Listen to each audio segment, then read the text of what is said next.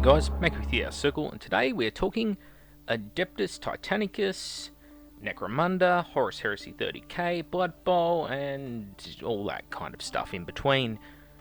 Yes, another Forge World / Games Workshop weekender has just gone by. Well, actually it's still going, there's still another day to it. But most of the reveals are out now, so I'm going to talk about them for a bit. Obviously we're going to start with Adeptus Titanicus, that's what's on screen. Now, first thing to get out of the way, I got sent a million pictures by a bunch of different people, so I can't credit everyone because I don't know who actually took what, and who's just forwarded it on. So if you see your stuff in here and you see your own pictures, please don't hesitate to let me know, and I'll try and credit you in the show notes at the end. Anyway, let's go through it. So, Adeptus Titanicus, what do we think? Looks good. From what I can tell, there are two versions of the boxed game. There's the Grandmaster Edition, which is obviously on screen, and just in the right of frame there is the red box for the other Adeptus Titanicus. Now, what will this Grandmaster Edition contain? Well, it contains a lot of things actually. Titans, some terrain, obviously the rules, all that kind of stuff. So, fully fledged game, another boxed game, and it looks like it's going to be in plastic as well, which is the big takeaway. Originally it was going to be a resin game, but due to the popularity of other plastic games, that are especially Blood Bowl being the front runner for Specialist Games Revival, the popularity meant that basically Forge World and Games Workshop decided, hey, let's do these in plastic instead, because we think it's going to be really popular. Which, yeah, probably a really solid decision there. So, here we have some of the plastic miniatures you get. There's 3 knights down the bottom, a Reaver Battle Titan, and of course a Warlord Battle Titan. The Warlord is quite big. It's actually not too far off knight size in 40k. A little bit smaller, a bit bigger than a Redemptor Dreadnought. Yeah, solid. This is very much at a different scale to the old Epic. In the old Epic, the Warlord Titan that was around, the Lucius pattern, would probably only come to this guy's chest in height, so it's a larger scale, basically. These large A4 packages you see are actually sort of like the data card or play sheets for the factions, so how it'll play out, I'm not too sure yet. Obviously I'm in Australia and the people in the know are all in the UK right now. But I'm sure we'll get plenty of previews over the coming weeks of how the system actually works. I imagine it'll be a lot more like the first edition of Titanicus, where each Titan had multiple damage points on them and that kind of thing. Just guessing, someone else might have spoken about it already. But hey, this is my impressions. This isn't a thorough rundown of the exact what's happening. So, obviously they are putting out their own Realm of Battle tiles scaled for this game. As you can see, this is sort of an damaged sector or hab block. It's very, very sparse. Now, obviously this is without any terrain buildings added to it, that kind of thing, apart from like that little building on the right there. But yeah, it's really low to the ground, very big, wide open streets, that kind of thing. Contrast that with your Warhammer 40k tabletop, and well, this whole thing here, this board would be the equivalent of a 6x6 Warhammer table. So you can see it is very open. There's some work in progress shots of making one of these tiles. If I'm not mistaken, this is actually a lot of old Aeronautica parts, which obviously is out of production at Forge World, but they still have the molds floating around for it, so they've cast themselves up some Aeronautica parts and they've glued them down onto a board, and of course they're going to make molds of that, which, hey, it's nice to see them not making something in CAD all the time, isn't it? Something actually made by hand, and yeah, great, good to see. So here are some of the plastic knights. The sprue, which we'll look at in a little bit, is a lot more like a 40k marine sprue. You have the whole carapace and shoulders at one part, that kind of thing, and yeah, they're they're quite simple. They're not like 40k knights with lots of individual parts. These are really, really basic models, almost snap fits. Here we have one of the lovely Warlord Titans. Now you'll notice that it has a lot of decals and that kind of thing on it. Those are included in the game, or in the purchase of the Titan. They have made miniature decal sheets for both Loyalist and Trader Titan houses. Here is some of that awesome terrain. Now again, it's scaled for these Titans, which I believe is 10mm scale. Probably pretty price sufficient, point sufficient, that sort of thing.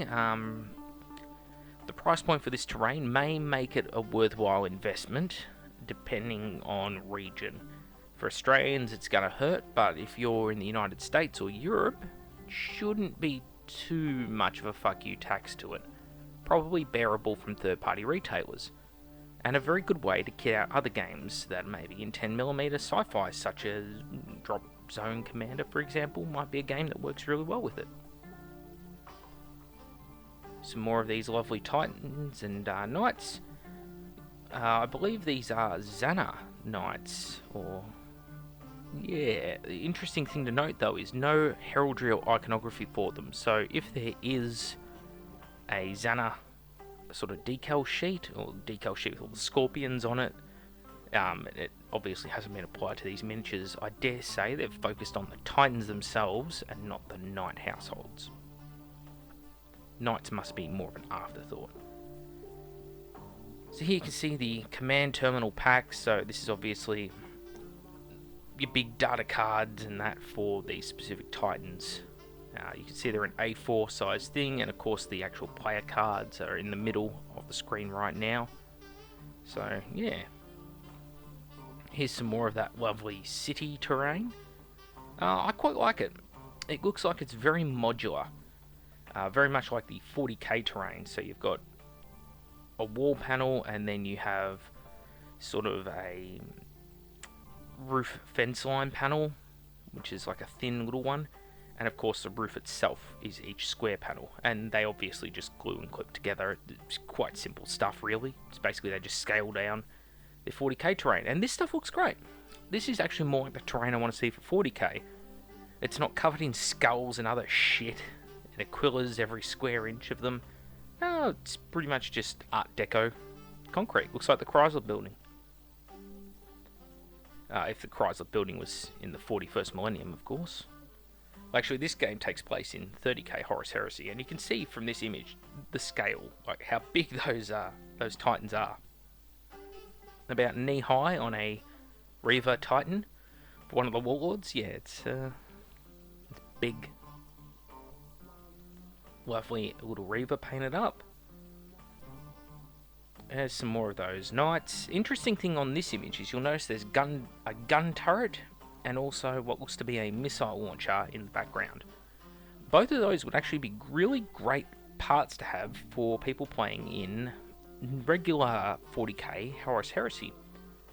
They make really cool looking little defensive turret emplacements, and I think particularly for Zone Mortalis and defensive turrets that you can purchase in Zone Mortalis games, yeah, I'd be looking at those. Some more of these Knights. Here we have one of the other Titans. Looks to be a Trader Titan. This one doesn't have all the heraldry on it though, which is interesting to point out. So again, I'm guessing different artists in the studio have each taken their own Titan, grabbed a box of it themselves, and then they've each painted up their own different households to give a bit of variety and show it can be done with the game, as opposed to being actual display miniatures which are fully customized with all the heraldry. Again, some idea of the scale. Everyone knows how big a Reaver is roughly, and you can see how big the other Titans are around it. So yeah, here we have the Sprues. As I mentioned earlier, you can see that the carapace and shoulders on the Imperial Knights are a single piece on the sprue in the bottom of the image, and you can also see what looks to be a Reaver in the top of the image. Up close, this is what the Reaver Titan looks like. So basically, you have a frame or armature, which is sort of the skeleton of the Reaver, and then all the different armor plates just glued to the outside of that will make painting it very, very easy, in my opinion, which is a good thing. You won't have to be taping off everything, masking off everything. You know, you'll be able to just hit the frame of it with a silver and then paint up the individual armor plates, give them the attention they need, and then glue them on over the top of that basic frame. That's good. That's good design. And actually, you'll notice that there's actually a stylized Eye of Horus icon on the shoulder pads of the Reaver in sort of that lower right hand part of the right hand frame. So it's got sculpted on detail as well as decal iconography. And also quite a few weapons options. Close up at the knights, you can see they've got the individual shin plates, however the legs are separate, which again will make painting a lot easier. Except for on the kneecaps, of course. And yeah, very, very basic. A lot more like building a Terminator than a Space Marine, I guess.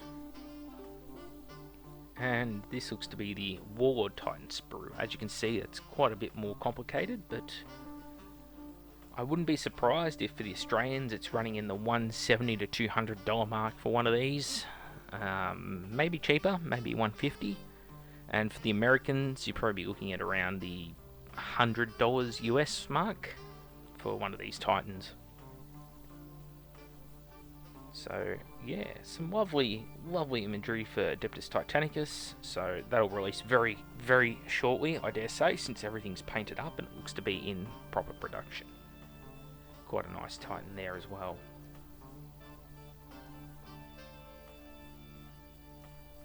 I do quite like those buildings. It appears that the Titans, such as on this Titan, actually have bases that are scaled to the game that may come with them or be a possible upgrade package, which is neat. And there's little bunkers and generators and that kind of thing as well. Even a shipping container. The terrain comes in these packs. Interesting to note, different styles of packs. One seems to have these big archways and that kind of thing on the right hand box in the background, whereas the one in the left hand box in the background seems to be more of your cubic residential type areas. Retail price, I'd be guessing quite a bit for this stuff, probably $50 American for a box of the stuff, $80 Australian, something like that. So, here we move on to Age of Sigmar. Age of Sigmar is getting another edition, a new edition, which is interesting. Don't know really what they're going to do with it yet. They reckon that they're going to improve the gameplay and the lore and that kind of thing, and well, that's great, because Age of Sigmar has been actively doing that for the last few years, since they sort of fluffed the release. It's sort of an okay game system now, but I think it burnt too many people at the start there, so be interesting to see how popular another edition is and what direction they move it in. If they go to square bases and ranked up units, that'll be pretty hilarious, but I doubt it will happen. So yeah, anyway, this stuff, this little scout terrain looks great. Probably some cool objectives for like role-playing, Warhammer quests, that kind of thing, not just for Age of Sigmar. I really do like the floating monolith on the chains. That's pretty neat, and of course, dead hero in a tomb is always great for Indiana Jones and the Last Crusade role-playing. I don't know if that's a thing, but it'd be pretty funny if it was. And there you go. So a couple of treasure chests, or a treasure chest, a book chest, some sort of celestial object on the right there. Yeah, a horde of weapons. It's cool. Alright, 40k.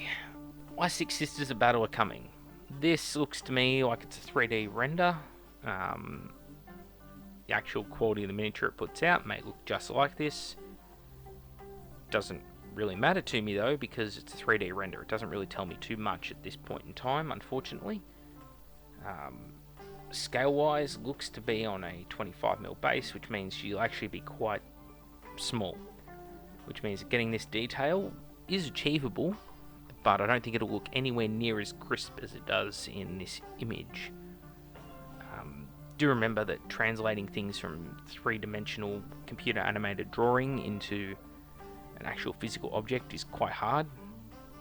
You either 3D print it or you have to use a CNC milling machine to make it, and those are pretty much your only two options. And with either of those processes, you're going to lose detail. Even with the most high precision 3D printer, you will lose quite a bit of detail. So you've got to make the detail really prominent at this point in the game. That said, this is one miniature, and this is sort of a showcase miniature because, you know, it's the famous artwork off the front cover of one of the Witch Hunters codexes.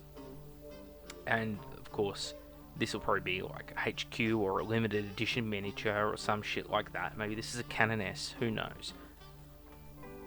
This may be representative of the stock Sister of Battle, it may not be, we don't know yet.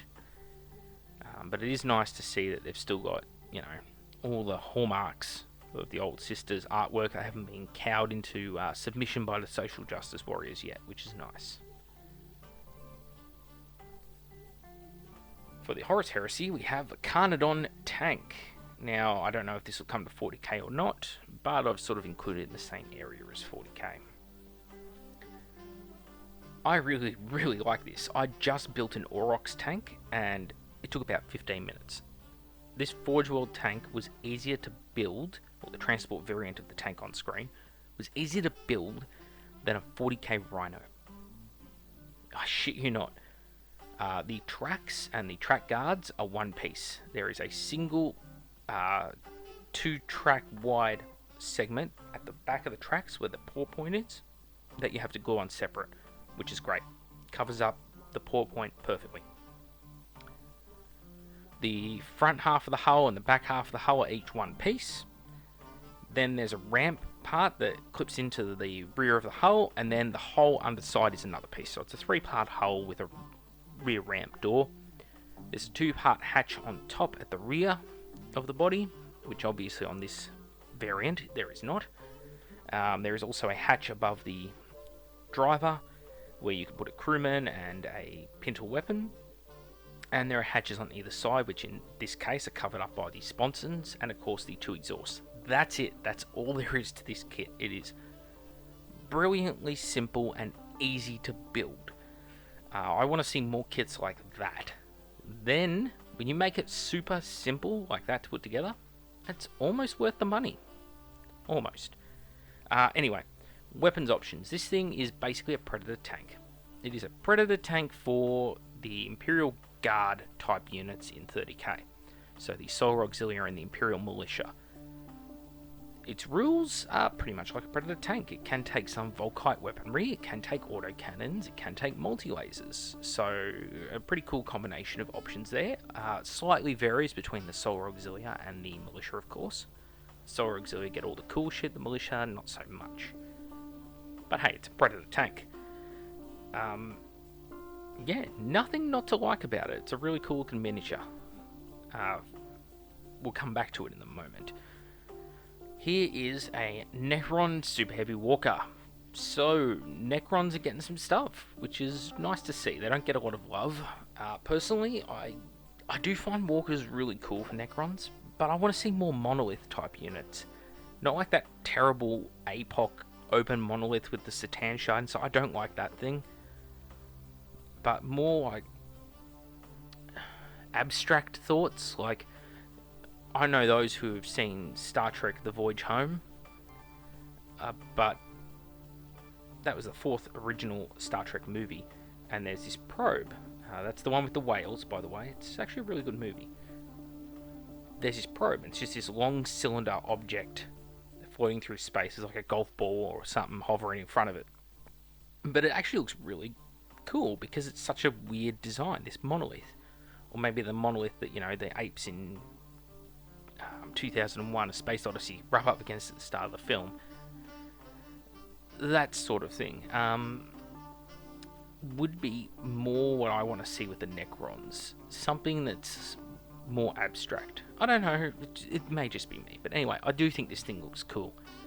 As you can see, it is large, which means it'll have a large price tag. Probably looking at something similar to the Eldar Titans, the smaller of the Eldar Titans. Maybe something like the Hyridules or the Tyranids. Yeah. Be interesting to see what they do with it, if they make it overpowered or underpowered. It really is hit and miss when it comes to super heavy units out of Forge World. But yeah, I think it looks cool.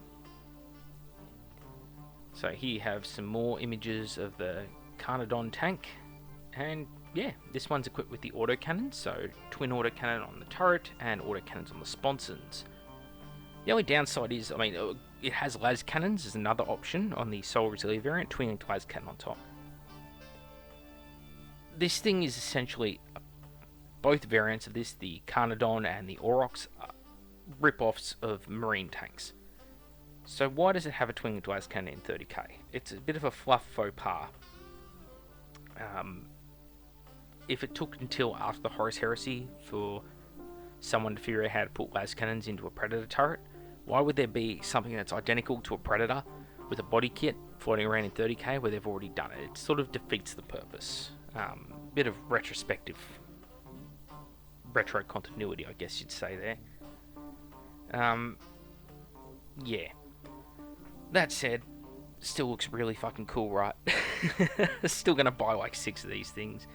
I admit I have my weaknesses, and really cool tanks like this is one of my weaknesses. So yeah, this is one that I am going to buy. I can admit that.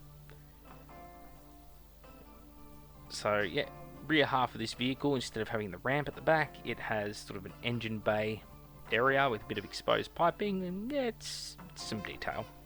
Nothing crazy. Looks cool. What more can I say?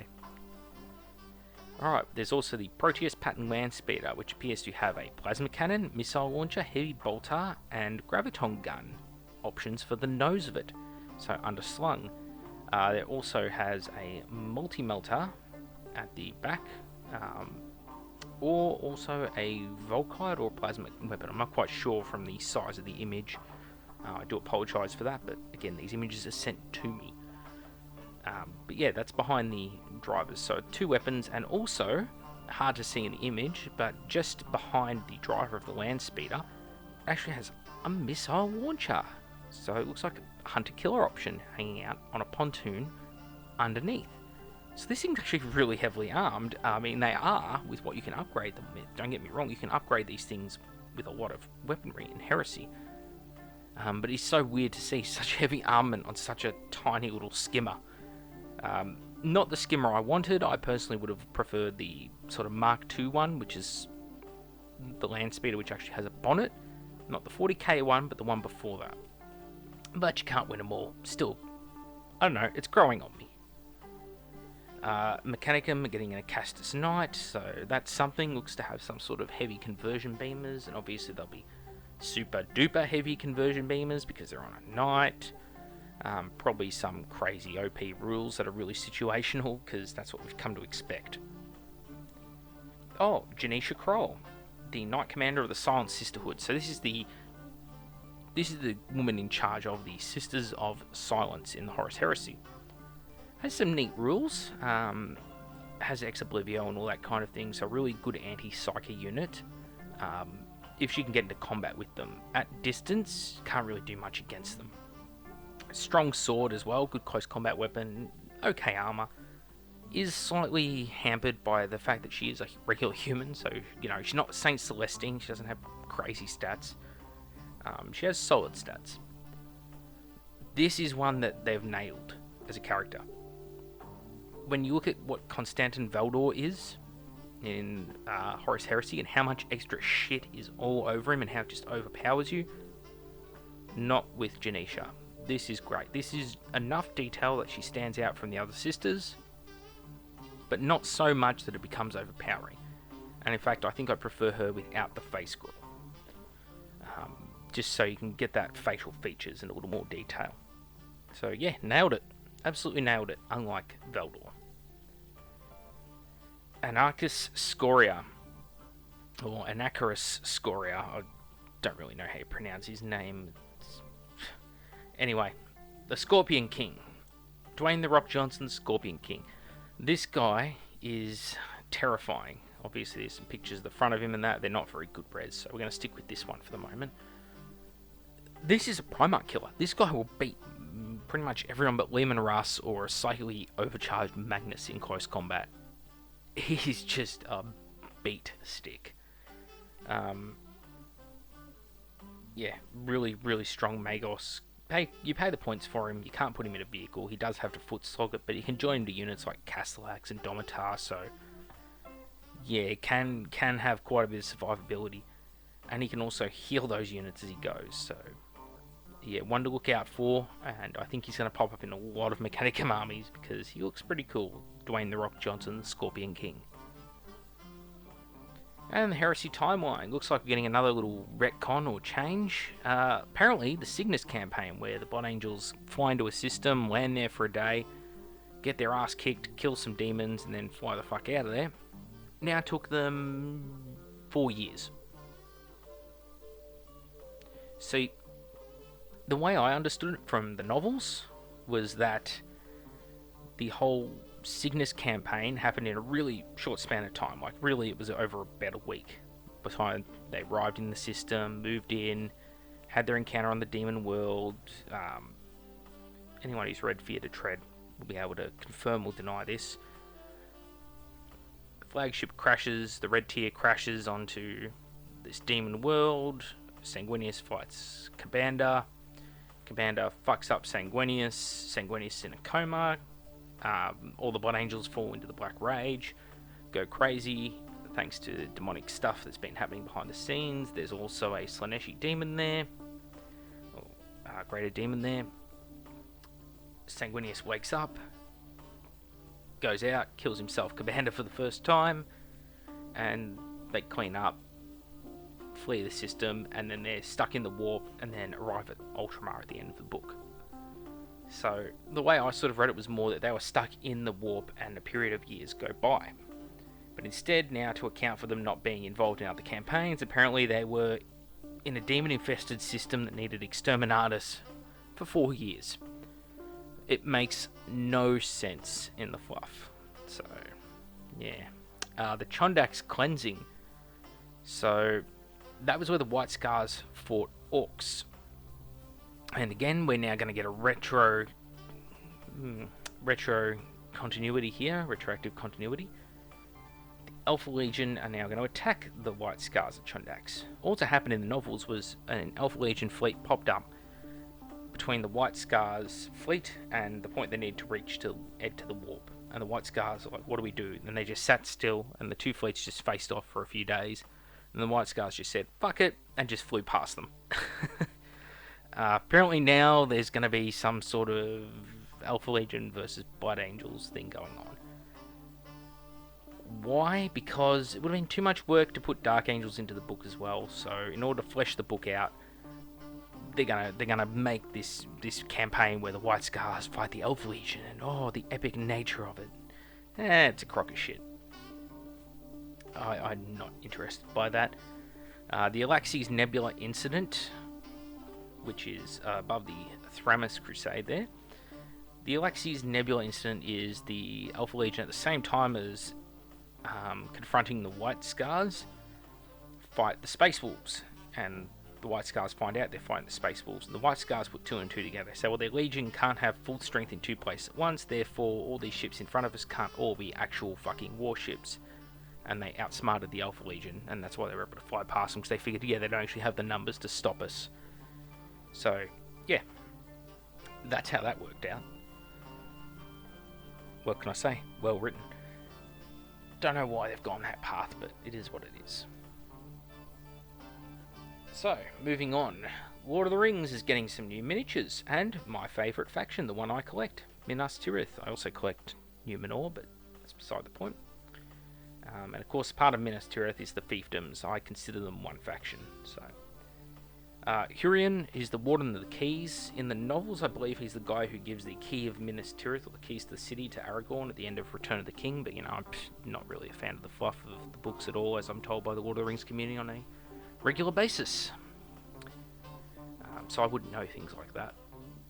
Anyway, he has a foot and mounted model they're obviously taking a bit of creative license with him because he doesn't really do anything of note, real note in the novel. He's just sort of one of the Citadel Guard. It is interesting to point out, though, they've redesigned the Minas Tirith armour. It's a lot pointier on the shoulder pads, that kind of thing. The tassets, which is the armour that comes from the belt down the thighs, the overlapping plates, seems to be very sharp on him and angular, as opposed to just being squared off plates that hang down. These ones sort of seem to curve towards the front of his body, and it's just a little weird to see them redesigning that sort of iconography and detail. That's all I'm getting at. But yeah, he looks cool. Has a nice big sword as well. We love our hero characters in Lord of the Rings. Here we have another one. I think this is Ingold, and Ingold is, I think he's the bloke who, off the top of my head, bumps into Gandalf when Gandalf is coming to Minas Tirith. He meets him at the Ramus Ekor wall and allows him passage to the city. If it's who I'm thinking of, I could be completely wrong. Two interesting things to notice, though. First is there's the iconography on the shield. You'll see there's this funny set of circles above the tree of Minas Tirith, and he has the same thing built into the hilt of his sword. This is a detail that was, or into the pommel of his sword, I should say. This is a detail that I only spoke about in the Lord of the Rings Return of the King extended special features, which is, it's actually a symbol representing Minas Tirith, the wall around the city itself, and of course the pinnacle of rock that juts through the city of Mount Mindolin. So they've actually put that detail, that tiny little detail, from full-size humans into this little miniature here. That's really neat. A bit superfluous, but neat. The second thing to point out is he also has the guard's wings embossed out from the helmet, which is a mark of the Citadel Guard. And you can also see that as part of the floral design going around the edge of his cloak, loincloth, however you want to say it. So basically this is a guard of the Citadel. That's what the guard of the Citadel iconography is. It's as defined in the movie, obviously not in the books. Just wanted to point that out. Thought it was a neat detail. But again, not a huge fan of the books, am I, Lord of the Rings players? I'm just a negative bastard. This is two of the captains who worked for Gothmog, the orc leader, the guy with all the fucked up face in Return of the King. The skull guy everyone would notice, of course. He's the guy who meets Aragorn when Aragorn hops off the ship. And he's complaining that they're pirates and they were late to the battle and da-da-da, and yeah, sure enough, gets cut down. Yeah, just generic orc captains.